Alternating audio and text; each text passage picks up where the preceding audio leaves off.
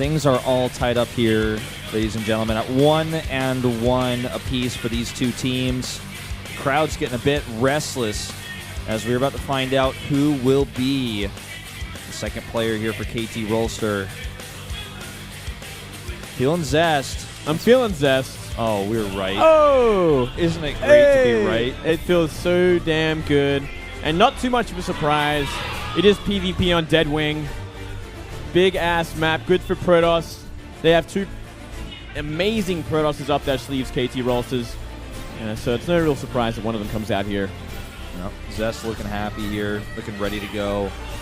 He's got not the best record this season, but he's very confident in the Protoss versus Protoss, and I feel like the Protoss versus Protoss games we see him lose oftentimes are the ones where he does some sort of proxy or tries to do something a bit crazy or weird.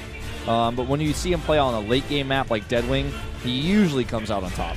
Yeah, especially these days. You know, earlier this year I would argue otherwise because we did see him go down a creator and whatnot pretty horribly, but he's fixed that since then. And I mean, even if you go look back at his maze games that he played last year on that big crazy weird map that should have never been in the pool, he had some trouble transitioning in the late game on that map. But SOS probably going to try to throw him a curveball just like we saw last game. That's what SOS does. I don't think it would be a secret nexus this time. No. I feel like it might be a little too obvious. Yeah, and well, in PvP, it's like super obvious. It's glaringly obvious in PvP. Yeah. So I don't think that'll happen. But, you know, he's probably got some other stuff up his sleeve, especially for Protosses, because there are two big heavy hitters on this team. I'm thinking maybe Blink Stalker aggression into an expand with a Robo behind it, something like that is probably what we're going to see. So you think it's the super standard? Well, but maybe like a bit of a more aggressive Blink Stalker than just poking. Possibly, yeah. Could even beat DTs, you know. That's something a little out there, but something we see often as well. Absolutely possible. Well, Moonglade, it's time to find out which one of these teams is going to take the lead. A win here brings all the momentum forward as we move into that third game right now. SOS versus Zest. Protoss versus Protoss on one of our biggest maps we've had in StarCraft 2 in contemporary times. Deadwing, the Protoss map here for Pro League. This is the round 2 semifinals. Don't stop, Wolf.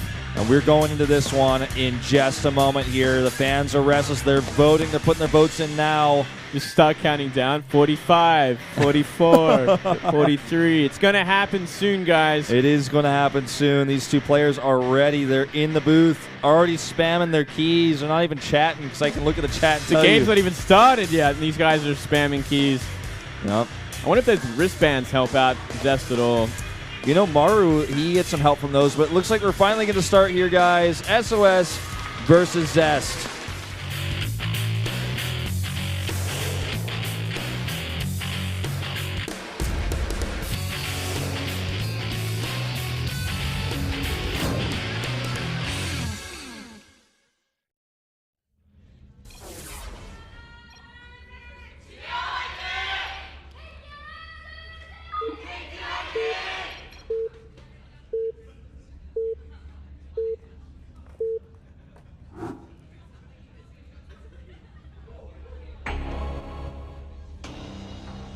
Top left, red, SOS. Bottom left, blue, Zest, KT. Keeping it simple. Glasses, chisel toss. Handsome. So handsome. Deliciously handsome. Not sure about the hair today. I'll forgive it. Yeah. He was in a rush getting ready for this. Very important match. Still ridiculously handsome. All sorts of fans everywhere trying to see what they can win here. Giant dice. Oh, no, you're on camera. Oh, my God. Multiple giant dice. I actually want one of them. Yeah? Are you a gambling man? Oh, look at him trying to be cool rolling the dice like that on camera. Thinks he's a player. Well, he's got a lot of girls around him, so. Thinks he can roll the dice. He knows if he carries the dice. Is that why you wanted one of those dice, Moonglade? I wanted to roll the dice. You want to roll the dice? It actually looked very comfy. I might want to just sit on one? Or use it as a pillow? Yeah. Oh, look at this 50-50. Whoa. Oh, boy. It's like 2 people voted. I doubt it, man. It was like, this is on TV. Like, that's true, man. That's actually insane. It'd be great if we saw the numbers as well. It could be like rounded, like from like 49.8 and then 51.0 or something. They just kind of rounded it. Like half people votes and stuff. Like, they can't get the whole thing, like, exactly right? You know what I mean? I gotcha. They could. I guess they could. I thought you meant, like, there's, like, 80% of a vote or something. I'm like, no. I don't know how that happens. But, yeah, I mean, that's pretty insane. Yeah. IEM Champions match.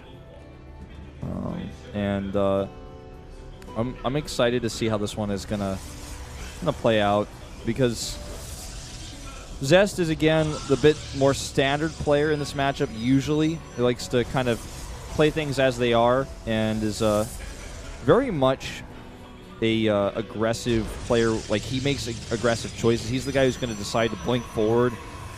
He's very confident, as I was saying earlier, in this matchup, and it really shows. Whereas SOS in this matchup is known for making good decisions, but also just kind of how he is in all matchups, known for taking big risks and doing crazy things. Like you were talking about DTs. Yeah. Absolutely feasible. I mean, there's also the problem for for SOS in this matchup is there's a lot less room for innovation and kind of risky, crazy sort of stuff than in every other matchup. So he has to play a little bit more straight up, which I think is definitely going to favor Zest as the more solid player overall.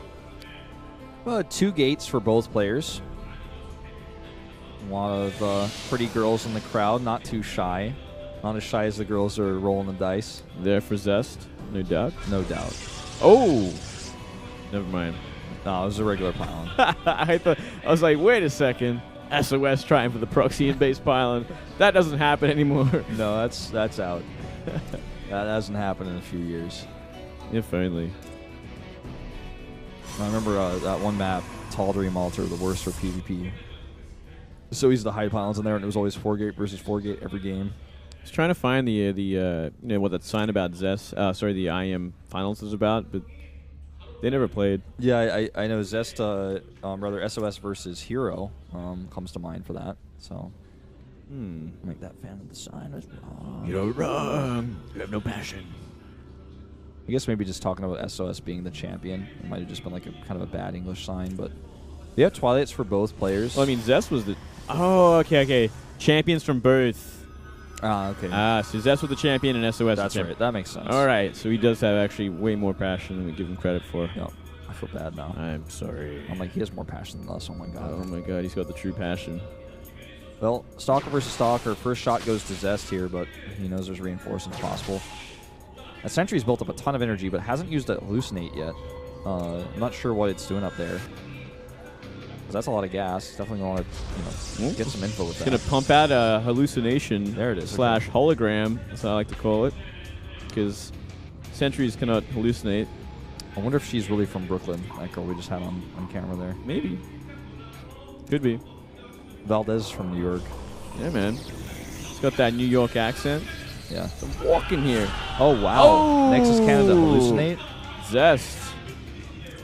Being played like a fiddle. But he is warping in a lot of Stalkers, so he wants to be aggressive. He's like, well, you know what?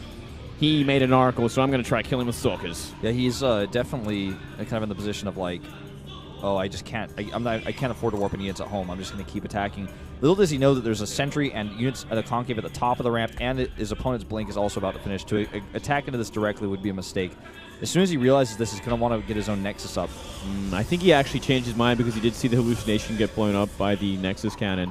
So he's like, oh, okay, it was fake, so this actually more than meets the eye. So he scouts with the Nexus, he scouts with the natural, sees nothing, so he turns around, takes his own.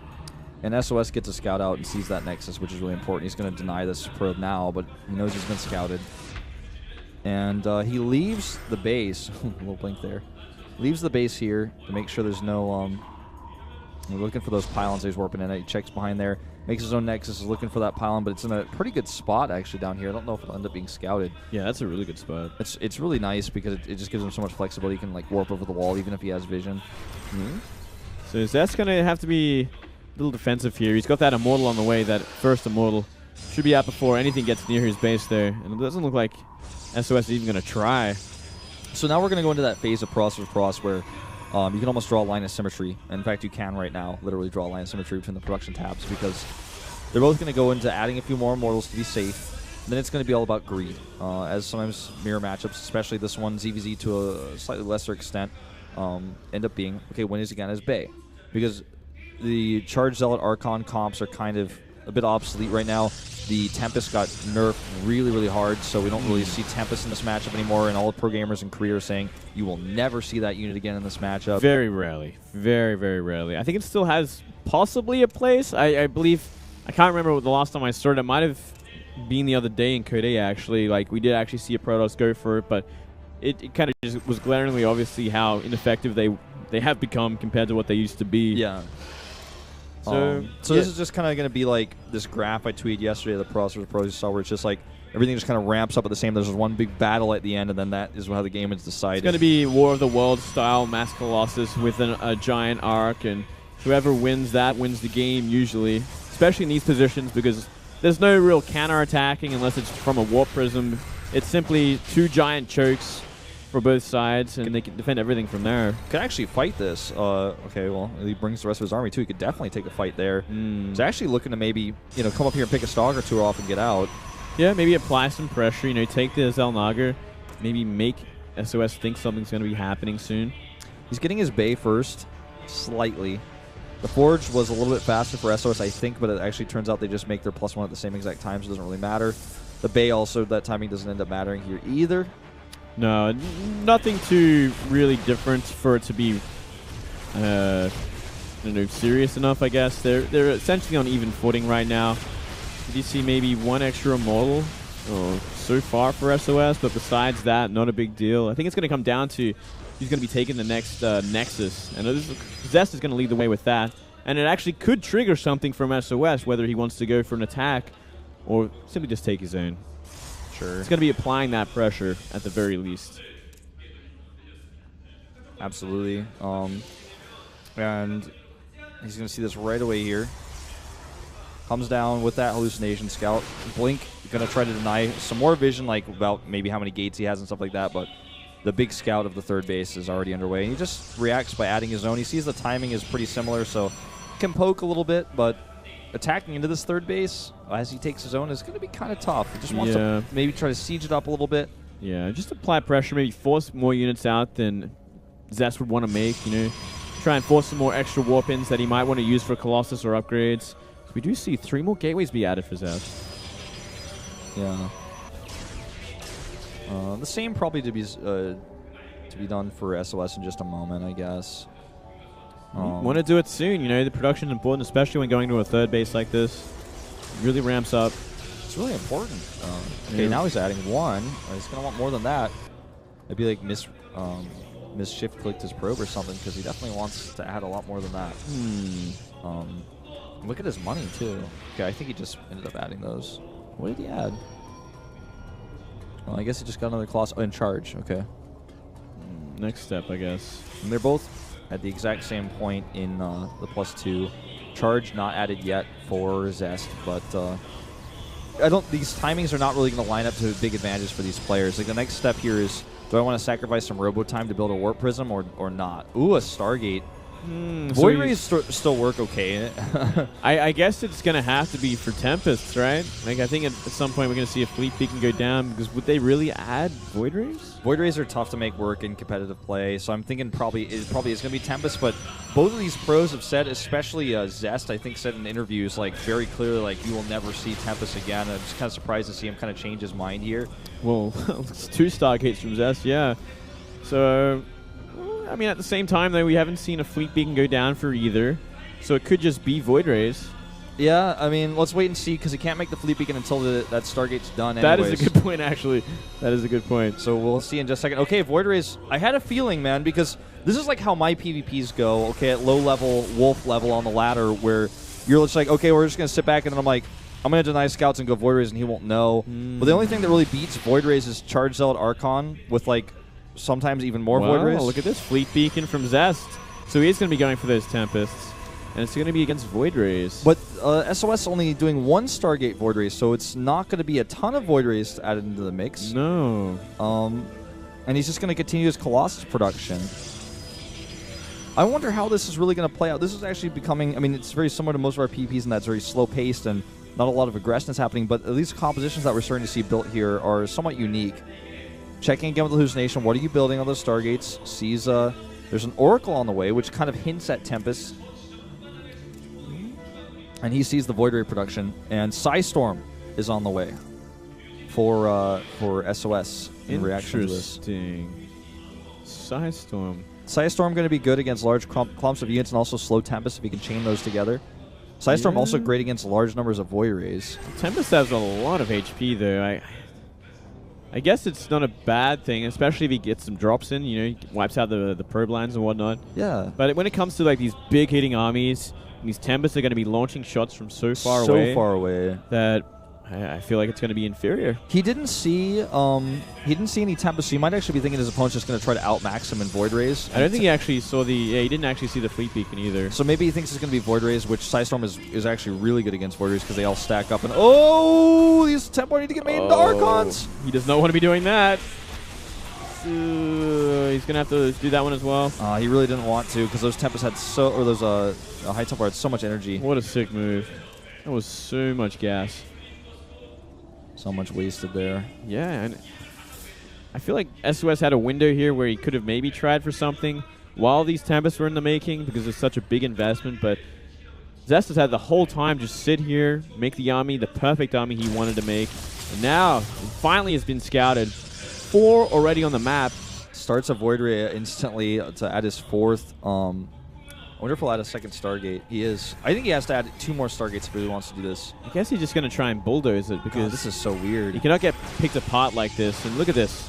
Oh, that Dark Shrine needs to be canceled, I think, maybe. Yeah, Zest has done this so much in the past. Look at that move. This is that confidence I was talking about before. This has actually got him killed before as well. You remember? Like, he just wasted his Stalkers like this. And the Stalkers can't blink the other way, so he might just lose them all. But you know what? This is not the end of the world. It loses him his aggressive potential, and this is very expensive, and he didn't get much out of them. But he wants to remax with better units anyways. Like, having these Stalkers in his comp is not going to be as good as having more Archons. Because Stalkers actually can't beat Void Rays. Archons can. But Stalkers really, they're just like tickling at the bottom there, and they just get blown up so fast. I guess he's just simply going to add more Tempests, and that's going to be probably decent enough if you can get some picks on them. You know what's weird to me about this is he doesn't have a single Archon at all. It's gonna be a matter of can SOS get underneath those Tempests or not. That's really what it's all about, right? Yeah. It's going to be all about where they engage and how Zest maneuvers his army, because it's not an army that just sits there and fights. It's an army that shoots from afar and retreats and finds like very favorable positions, which is why we do see some cannons go up the front as well. Yeah, such a good choice. There's that 3rd Stargate I was suggesting earlier being added here for SOS as well. If he really wants to overpower with Voids, he's going to need a lot of Voids, and he's going to need to trade some of his Zealots because he's maxed out right now. He has so much money to spend, but no way to spend it while he's at 200 out of 200 supply. Yeah, really nice revelation there. And this Mothership completely out of position, but Tempest aren't close enough. That was scary, though, for just a moment there. Looks like he didn't have vision. And yeah, just a little bit too far away. Yeah. 5 Voids, nowhere near enough. They're actually almost useless in that small number. No, I mean, we got 10 Tempests here. They already got +1. Now we see Zest getting rid of Zealots for Archons finally. We did see a few Zealots thrown away for SOS to add 2 more Void Rays. Both players going to be at +1, and those Archons are so important. You can't have an Archonless comp. I was surprised he was even building something like that. They're just simply too tanky, right? Yeah, they're just too good. They do so much splash damage as well. 1 Void Ray is not enough to defend this base. With +3 Zealots, I think even with the Cannoneer, he's going to lose this. His army comes around just in time. Barely. But this actually pulls him a little bit out of position. He needs to go over here and defend these other Zealots. But this is, again, just giving Zest more freed up supply. Going for the Dark Shrine here.